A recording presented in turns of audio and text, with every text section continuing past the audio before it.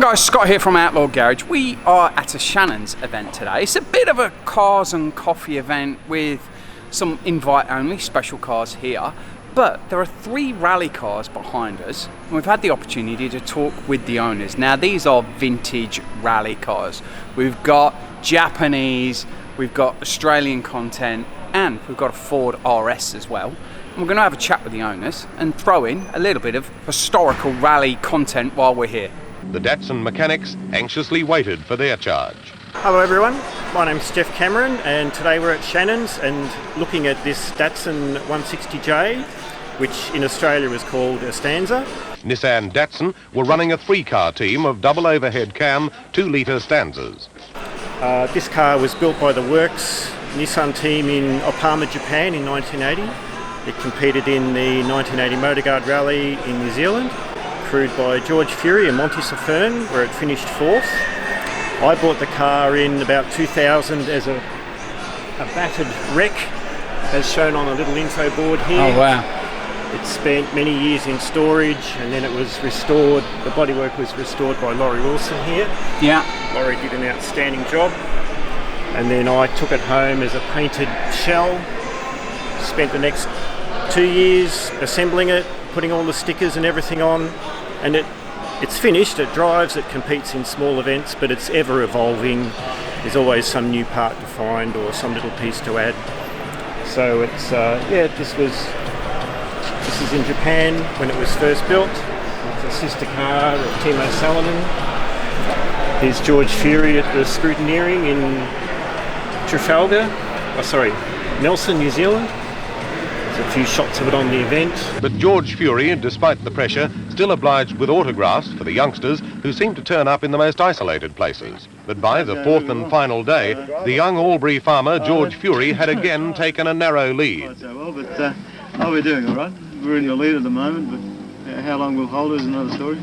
Yeah, so it's travelled around a lot, hasn't it? It's travelled around. It came to Australia. Jeff Portman, Ross Runnels competed in the 1980 Southern Cross in it. Ross Dunkerton, Jeff Beaumont competed in the 1981 ARC and also the 1981 Maclay 1000 off-road race. There's some cracking photos there because it's lived a life, hasn't it? It's lived a life, and as you can see, it was well and truly battered when I got it. Yeah. So how did you find it?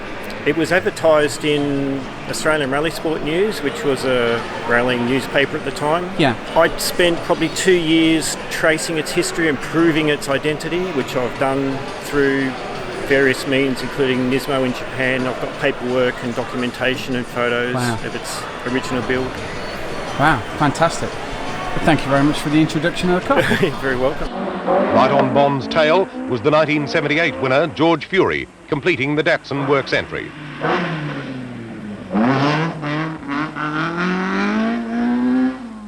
A quiet and unassuming Albury farmer, Fury seems to live up to his name only when he's behind the wheel of his rally car.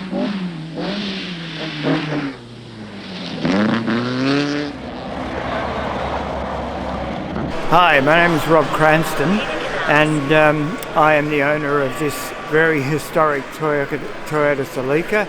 It's an RA60. It was built in 1980 and in 1983 and 84 it was built as a rally car to go to the Himalayan rally and the actual rally started in India. It's got a couple of interesting features about it.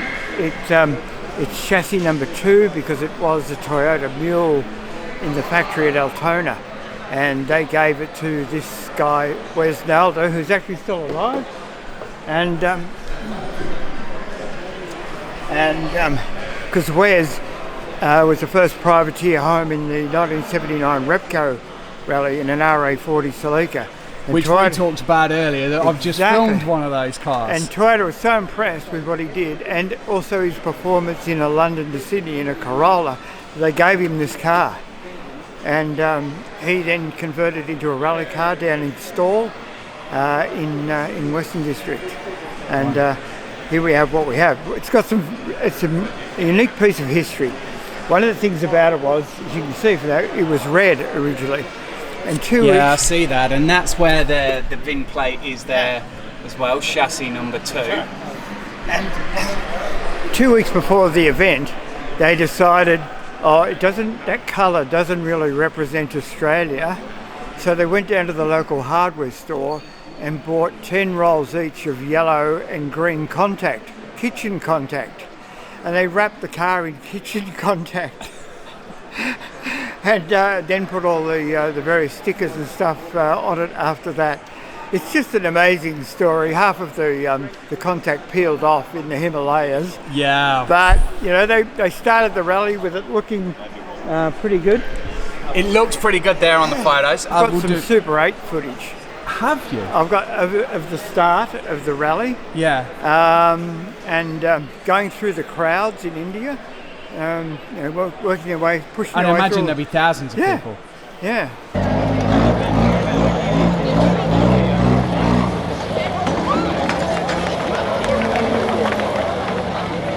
And the car came back to Australia. It was used in a couple of events, including a wind safari, which made a bit of a mess of the underneath of it. Yeah. And I found it in a barn in Clare in South Australia in 5 years ago, and set about trying to restore it to what it was. And luckily Wes is still alive, and he was able to help, although he's forgotten a lot of things, but he was able to help me and give me photographs and all that to actually... And what kind of condition was it in when you... Oh, pretty bad. The rust had taken over. Yeah, okay. The spare wheel well was non-existent. I had to get a whole new spare wheel well. Somebody painted it dark blue. So it goes red original, then it went dark blue, and now it's back to what it was when they went to India. Wow. So it's got a really interesting history. It's like a piece of history just standing here. And, yeah, definitely. And looking at what it did, where it went, who did it, and we've written some articles on it. The Toyota Club wanted to come to their event in August this year. Not because it's not pretty, it's not the prettiest thing around. But it's the history, isn't it? But it's the history. It's not so much about the finish on the car, but it's the history that goes with it. And the two guys that ran in the event, Wes and George, they've got their own stories as well about what happened, and along with, as I mentioned, the Super 8 footage. So I had a fair bit to work on. The sponsored Harris Farm markets are still exist in New South Wales, but that's the original founder, George Harris, who was a bit of a likely lad, apparently. Oh, okay. I'd imagine throwing one of these round all over the place. Well, he was the navigator, and Wes was the driver. And in fact, one of the things that survived quite well, I mean, the whole car survived, but inside the door is Wes's sunglasses case from the event.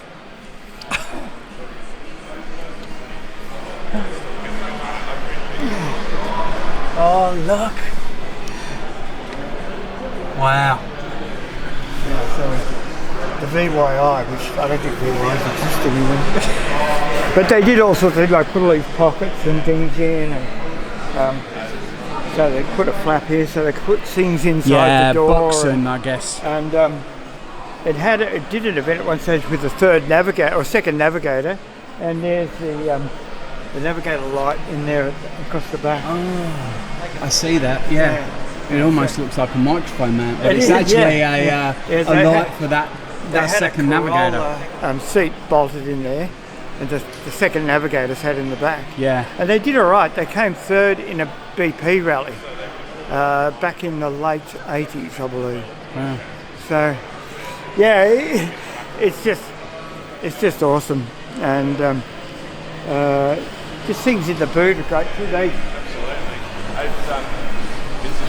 They did a lot of welding of extra things in to make it strong. Yeah, and tie everything and even together. This is a funny thing. When originally they were going to do a rally in South America, yeah, but it never came off, and they believed that they were going to be going through sand dunes and that, so they developed a system of putting another set of wheels on the back. so it would have like twin wheels, Yeah. so they could actually get up the sand dunes. And they had some special hubs made for those wheels, and this is what the hubs were stored there on this pole. Okay.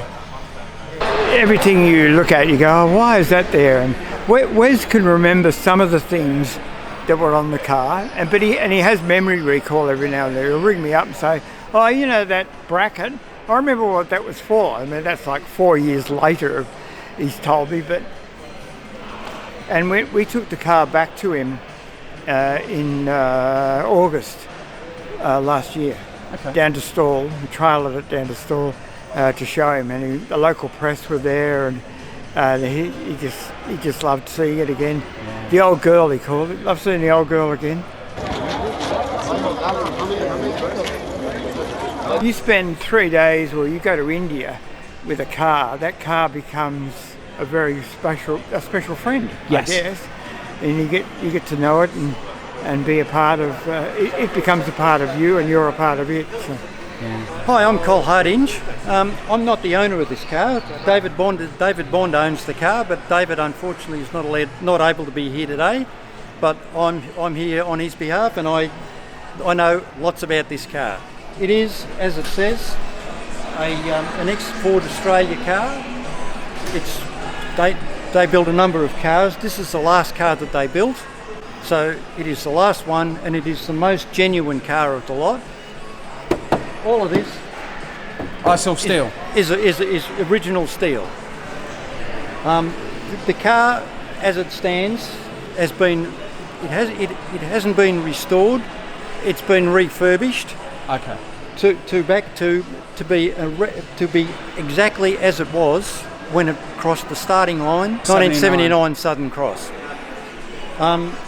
We have done a lot of research. A lot of people have helped. And the car is exactly as it went across the start line.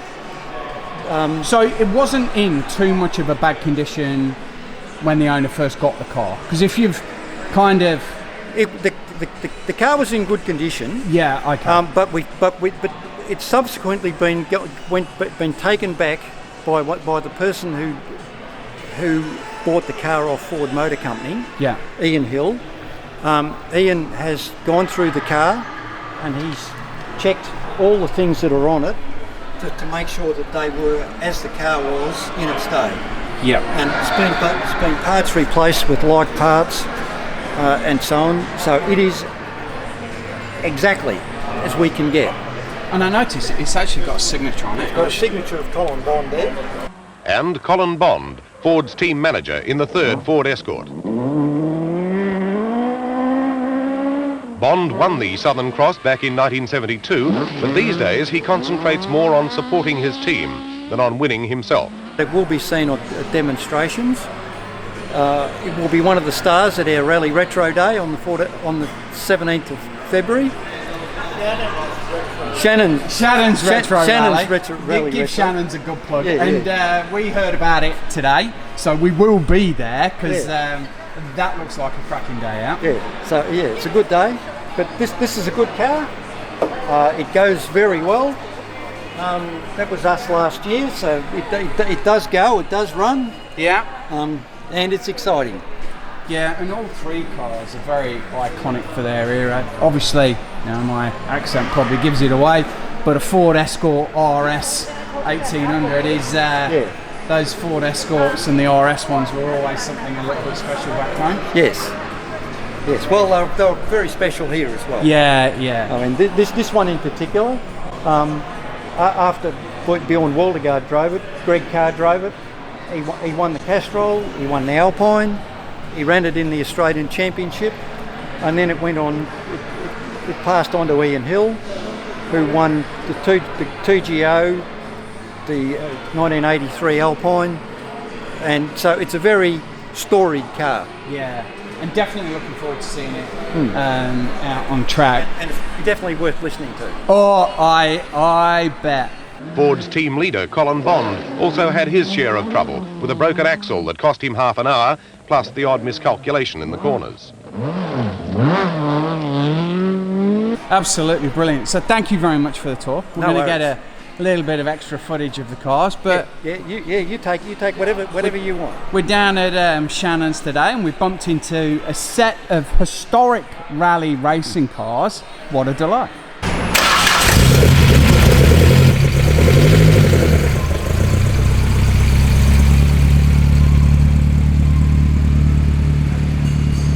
Well, I hope you enjoyed the video. A bit of a fun with these three rally cars behind us, and it appears we'll be attending the event that these guys will be racing in as well. Please give the video a big thumbs up, subscribe, and it was our pleasure bringing you these rally cars. See you later, guys. Bye.